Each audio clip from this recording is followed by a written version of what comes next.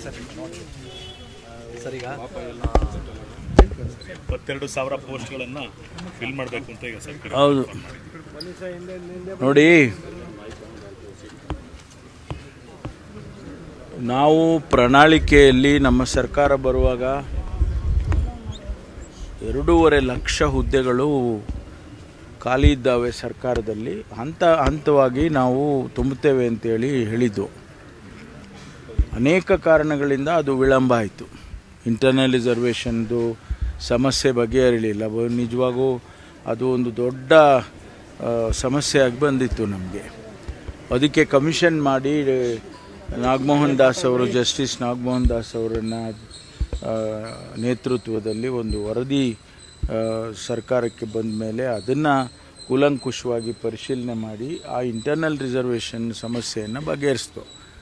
ಅದು ಆದಮೇಲೆ ನಾವು ರಿಕ್ರೂಟ್ಮೆಂಟ್ ಮಾಡ್ತೇವೆ ಅಂತೇಳಿ ಬಡ್ಜೆಟ್ನಲ್ಲೇ 56,942 ಹುದ್ದೆಗಳನ್ನು ನೇಮಕ ಮಾಡ್ತೀವಿ ಅಂತ ಹೇಳಿದ್ದು. ಆ ಪ್ರೋಸೆಸ್ ಪ್ರಾರಂಭ ಆಗಿತ್ತು. 24,000 ಹುದ್ದೆಗಳಿಗೆ FD ಅವರು ಕೂಡ ಪರ್ಮಿಷನ್ ಕೊಟ್ಟು ನೋಟಿಫಿಕೇಷನ್ಸ್ ಮಾಡಿ ಅಂತೇಳಿ ಎಲ್ಲ ಇಲಾಖೆಗಳಿಗೂ ನಾವು ತಿಳಿಸಿದ್ದು. ಈ ಮಧ್ಯೆ ಸರ್ಕಾರ ಮುಖ್ಯಮಂತ್ರಿಗಳು ಬದಲಾವಣೆ ಆದಮೇಲೆ ಅದನ್ನು ಪುನರ್ ಪರಿಶೀಲನೆ ಮಾಡಿ ಈಗ 72,000 ಹುದ್ದೆಗಳನ್ನು ತುಂಬಬೇಕು ಅಂತೇಳಿ ತೀರ್ಮಾನನ ಮಾಡಿದ್ದೇವೆ. ಅದಕ್ಕಾಗಲೇ ಡಿಪಾರ್ಟ್ಮೆಂಟ್ಗಳಿಗೆ ನೋಟಿಫಿಕೇಷನ್ ಮಾಡಿ ಅಂತೇಳಿ ಸೂಚನೆಯನ್ನು ಕೊಟ್ಟಿದ್ದೇವೆ. ಈಗ ನಮ್ಮ ಕಂದಾಯ ಇಲಾಖೆಯಲ್ಲೂ ಕೂಡ ಸುಮಾರು ಜನರಿಗೆ ಮಾಡಬೇಕು ಅಂಥೇಳಿ ನೋಟಿಫಿಕೇಷನ್ ಮಾಡ್ತಾಯಿದ್ದೀವಿ.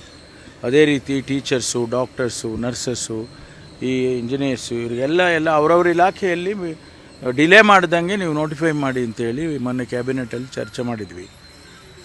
ಅದಕ್ಕಾಗಿ ಈಗ ಮುಖ್ಯಮಂತ್ರಿಗಳು ಈಗ 2 ಅಧಿಕಾರಿಗಳನ್ನ ನೇಮಕ ಮಾಡಿದ್ದಾರೆ. ಟು ಓವರ್ಸಿ ಉಮಾ ಮಹಾದೇವನ್ ಅಂತೇಳಿ ಒಬ್ಬರು ACS ಇದ್ದಾರೆ, ಮತ್ತು ಗೌರವ್ ಗುಪ್ತಾ ಅವರನ್ನು ಇಬ್ಬರನ್ನು ಕೂಡ ನೀವು ಮಾನಿಟರ್ ಮಾಡಬೇಕು ಇದು ಇಂಪ್ಲಿಮೆಂಟೇಷನ್ ಅಂತೇಳಿ ಮಾಡಿದ್ದಾರೆ. ನಮ್ಮ ಉದ್ದೇಶ ಏನು ಅಂದರೆ, ಈಗ ರಾಜ್ಯದಲ್ಲಿ ಸಾವಿರಾರು ಸಂಖ್ಯೆಯಲ್ಲಿ ಅನ್ಎಂಪ್ಲಾಯ್ಡ್ ಯೂತ್ಸ್ ಇದ್ದಾರೆ.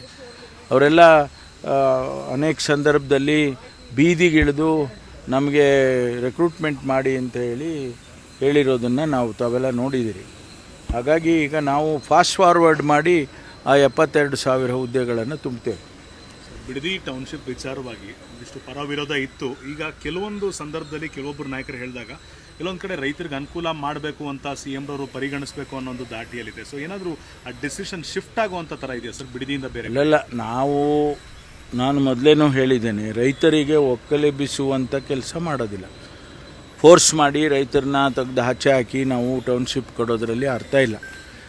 ಅವರನ್ನು ವಿಶ್ವಾಸಕ್ಕೆ ತೆಗೆದುಕೊಂಡು ಕನ್ಸೆಂಟಾಗಿ ಅವರ ಕನ್ಸೆಂಟ್ ತೊಗೊಂಡು ಅದನ್ನು ಆ ಜಮೀನುಗಳನ್ನು ತೆಗೆದುಕೊಂಡು ಮಾಡುವಂಥದ್ದನ್ನು ಈಗ ಮುಖ್ಯಮಂತ್ರಿಗಳಾಗಲೇ ಸೂಚನೆಯನ್ನು ಕೊಟ್ಟಿದ್ದಾರೆ.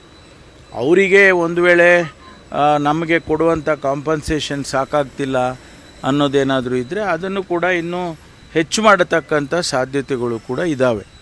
ಒಟ್ಟಾರೆ ಗೊಂದಲ ಇಲ್ಲದೆ ಆ ಒಂದು ಬಿಡದಿ ಟೌನ್ಶಿಪ್ಪನ್ನು ನಾವು ಮಾಡಬೇಕು ಅನ್ನೋದೇ ನಮ್ಮೆಲ್ಲರ ಉದ್ದೇಶ. AI ಹಬ್ಗಳಿಗೆ ಅತ್ಯಂತ ಹೆಚ್ಚಿನ ನೀರಿನ ಬಳಕೆ ಆಗುತ್ತೆ. ಆ ಕಾರಣದಿಂದ ಬಿಡದಿಯ ಜಾಗ ಸುತ್ತಮುತ್ತ ನೀರು ಜಾಸ್ತಿ ಇದೆ. ಇದನ್ನು ಸರ್ಕಾರ ಮುಂದೆ 40 ವರ್ಷಕ್ಕೆ ಉಪಯೋಗ ಆಗೋ ಥರ ಬಳಸ್ಕೊಳ್ತಾ ಇದೆ. ಈ ವ್ಯಾಖ್ಯಾನ ಈಗ ಸ್ಟಾರ್ಟ್ ಆಗಿದೆ ಸರ್. ನೋಡಿ, ಅದು ಯಾವ್ಯಾವ ಪ್ಯಾರಾಮೀಟರ್ಸ್ಗಳು AI ಸೆಂಟರ್ಗಳು ಮಾಡೋದಕ್ಕೆ ಇದೆ ಅನ್ನೋದು ಸ್ಪಷ್ಟವಾಗಿ ಯಾರಿಗೂ ಗೊತ್ತಿಲ್ಲ.